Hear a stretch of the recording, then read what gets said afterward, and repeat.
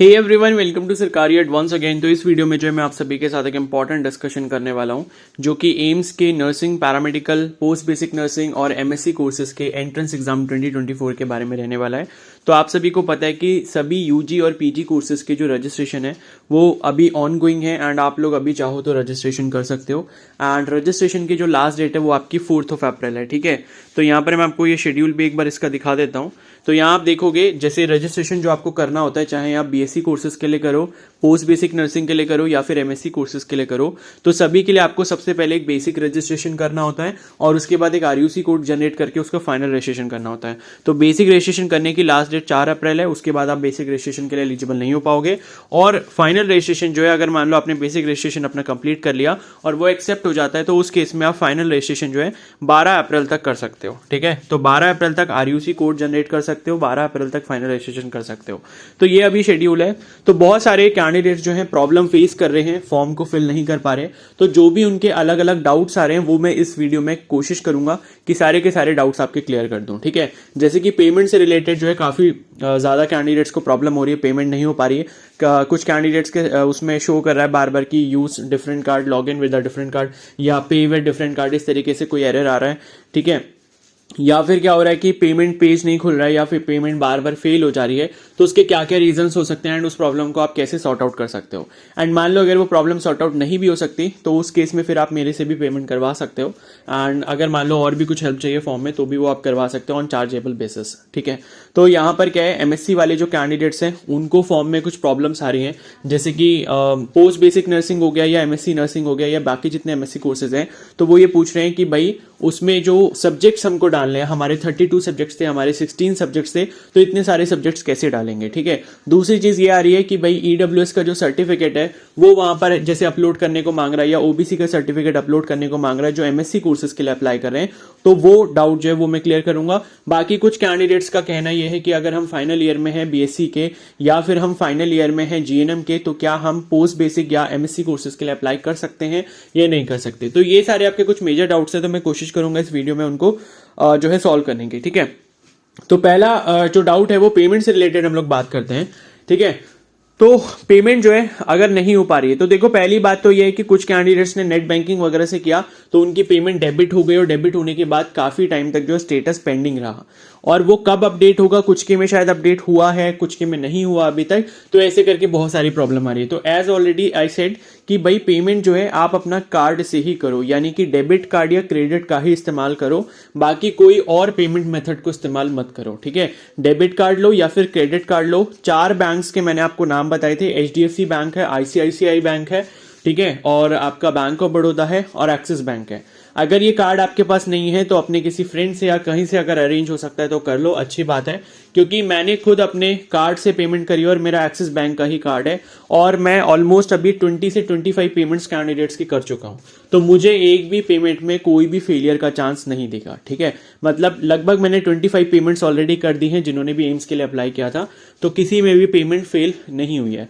तो मैं इसीलिए बोल रहा हूं ये टॉप 4 बैंक्स हैं, इन 4 बैंक्स में से किसी का भी आप कार्ड यहां पर अरेंज कर लो। अगर आपके पास नहीं है, अपने किसी फ्रेंड, रिलेटिव से या किसी से भी, तो उससे आराम से पेमेंट हो जाएगा, कोई भी इशू नहीं आएगा। ठीक है, और ये है कि जब आप पेमेंट कर रहे होते तो एक चीज ये ध्यान रखना कि कार्ड की डिटेल्स जब आप डालोगे, ओटीपी जब आपके नंबर पे आएगा, ओटीपी जब आप एंटर करके सबमिट करोगे, तो सबमिट करने के बाद वो पेज को कम से कम 15-20 सेकंड ऐसे ही ओपन रहने देना, उसको जरा सा भी छेड़ना मत, बैक मत करना, कुछ भी रिफ्रेश वगैरह मत करना।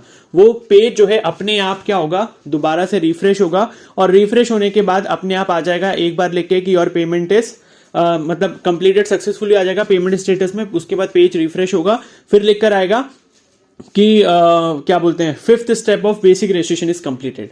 क्योंकि एमएससी कोर्सेज हो या बीएससी कोर्सेज हो, सभी के में पेमेंट का जो स्टेप है वो स्टेप नंबर 5 है, तो अपने आप लिख कर आएगा कि step 5 of basic registration is final registration is completed, ऐसे लिख के आएगा। ओके पर आप क्लिक करोगे, ओके पर क्लिक करने के बाद वापस आपका लॉगिन पेज खुलेगा और दोबारा से जब आप लॉगिन करके देखोगे तो आपका पेमेंट सक्सेसफुल हो चुका होगा। ठीक है, तो ऐसा कर लो, पेमेंट आपकी अच्छे से हो जाएगी। बट फिर भी अगर कोई ऐसा कैंडिडेट है जिसका पेमेंट नहीं हो पा रहा है, तो उसी पर्टिकुलर केस में आप मेरे से हेल्प ले सकते हो। अदरवाइज अगर आपसे पेमेंट हो जा रही है तो कोई प्रॉब्लम नहीं है, आप खुद से पेमेंट करो। मैंने आपको बता दिया क्या क्या इश्यूज हो सकते हैं। और एक चीज और चेक कर लेना, जैसे मान लो ये 4 बैंक जो मैंने बताए हैं, तो कई बार क्या होता है कि हम अपने कार्ड में लिमिट लगा के रखते हैं कि ऑनलाइन ट्रांजेक्शन के लिए हमने लिमिट लगाई होती है, जैसे क्रेडिट कार्ड वगैरह में, तो वो लिमिट क्या पता आपकी 2,000 रुपए से या 1,500 रुपए से कम हो, इस वजह से भी हो सकता है ट्रांजैक्शन बार बार आपका डिक्लाइन हो रहा हो। तो ट्रांजैक्शन की लिमिट एक बार चेक कर लेना, अगर आपने कभी लिमिट वगैरह उसकी सेट की हो कि ऑनलाइन जो डिजिटल ट्रांजैक्शंस हैं उनकी लिमिट इतनी होनी चाहिए, 1,000 रुपए होनी चाहिए, उससे कम होनी चाहिए, ऐसा करके, तो वो भी एक रीजन हो सकता है आपके पेमेंट डिक्लाइन का। ठीक है, तो ये कुछ रीजंस हैं एंड मैंने बता दिया कि क्या क्या सोल्यूशन हो सकता है। बट फिर भी किसी को अगर लगता है पेमेंट में उसका इशू आ रहा है और फाइनल रजिस्ट्रेशन वो नहीं कर पा रहा है, या और कुछ उसको फॉर्म में हेल्प चाहिए, या स्टार्टिंग से फॉर्म आपको फिल करवाना है, तो भी आप मेरे को टेलीग्राम पे कांटेक्ट कर सकते हो। टेलीग्राम आईडी आपको स्क्रीन पर दिख रही होगी।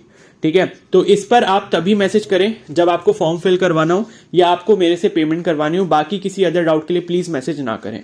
ठीक है, बाकी सभी अदर डाउट्स के लिए आप मेरे को कमेंट सेक्शन में बताएं, बिकॉज ये टेलीग्राम आईडी सिर्फ और सिर्फ उसी पर्पस के लिए।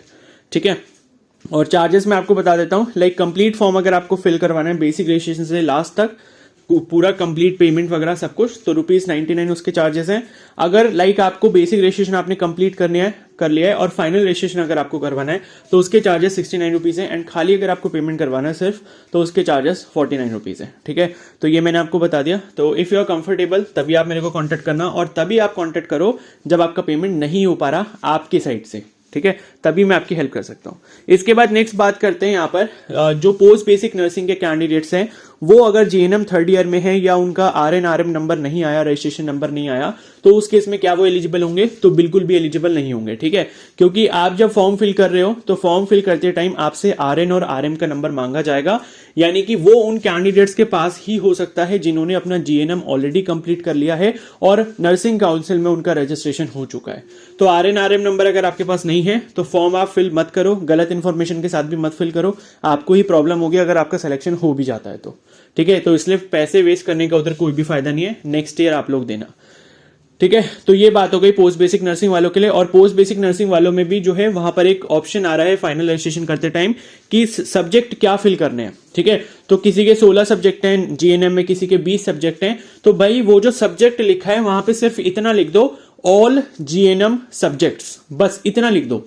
ये 3 वर्ड्स लिख दो, all G N M subjects, capital letter में बस इतना लिख दो। वो ज्यादा एक्सप्लेन करने की जरूरत नहीं कि सेक्रेटरी नर्सिंग भी हमने पढ़ा है और जो है ये वाला नर्सिंग भी पढ़ा है, वो वाला भी नर्सिंग पढ़ा है, इतने सारे लिखने की जरूरत नहीं है, क्योंकि इतने सारे वो एक्सेप्ट ही नहीं करेगा।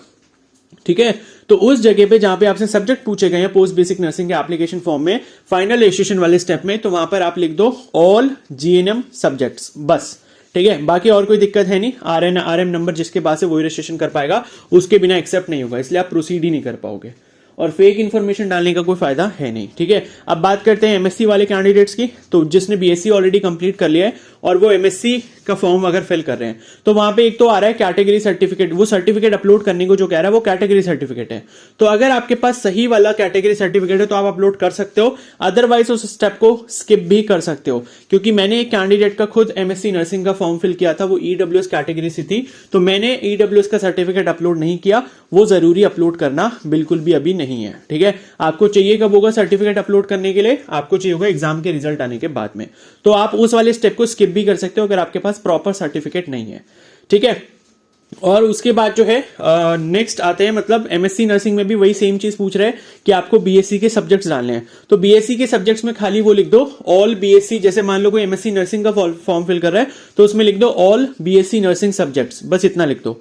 या मान लो कोई एम बायोटेक का फॉर्म फिल कर रहा है, तो किस बेसिस पर आप कर रहे हो, कौन सी एजुकेशन क्वालिफिकेशन थी आपकी बैचलर्स में, वो लिख दो बस कि ऑल बीटेक बायोटेक सब्जेक्ट्स या ऑल बीएससी बायोटेक सब्जेक्ट्स, इस तरीके से लिख दो बस, और कुछ नहीं करना। ठीक है, बाकी एक और डाउट पर आते हैं। जैसे क्या है कि बहुत सारे कैंडिडेट्स ये बोल रहे हैं कि हमारा जो अभी ईडब्ल्यूएस का सर्टिफिकेट नहीं बना, हमारा जो है ओबीसी का सर्टिफिकेट नहीं बना, तो क्या हम उस कैटेगरी को चूज कर सकते हैं? नहीं कर सकते?